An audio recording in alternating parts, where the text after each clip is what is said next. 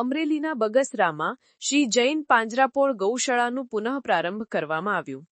બગસરા શહેરમાં શ્રી જૈન પાંજરાપોળ નિરાધાર અને બીમાર પશુઓના આશ્રયસ્થાનનું મંગલ ઉદ્ઘાટન કરવામાં આવ્યું.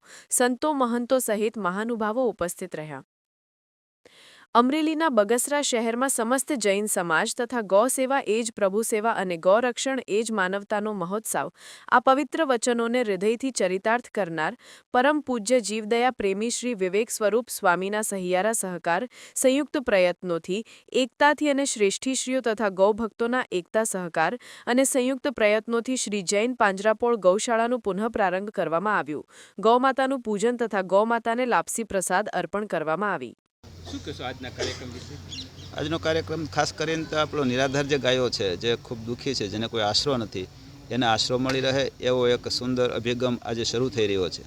જૈન પાંજરાપોળની જમીન ઘણા સમયથી પડી હતી. પહેલાં તો અહીં પાંજરાપોળ ચાલતી જ હતી, પણ વચ્ચે બંધ થઈ ગઈ હતી અને ફરીને પાછી જીવંત કરવાના માટેનો આજનો આ કાર્યક્રમ છે. નવો આ કન્સેપ્ટ શરૂ થઈ રહ્યો છે. આખું ગામ સ્વામિનારાયણ મંદિર બગસરા અને જૈન સમાજ સાથે રહે અને આ ગાયોનો એક નિભાવ થાય એના માટેનો ખૂબ સુંદર એક પ્રોગ્રામ કરી રહ્યા છે. અને કાયમીને માટે આમાં વિશેષ ઉત્કર્ષ થતો રહે.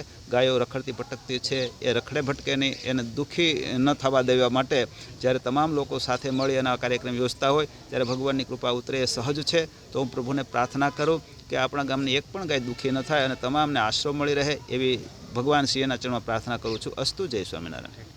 સમાચારની અવનવી અપડેટ જોતા રહો નિખરતા ગુજરાત ન્યૂઝ સાથે. નિખરતા ગુજરાત ન્યૂઝને લાઇક, શેર, સબસ્ક્રાઇબ કરો અને બેલ આઇકન દબાવીને સમાચારની ઝડપી માહિતી મેળવો.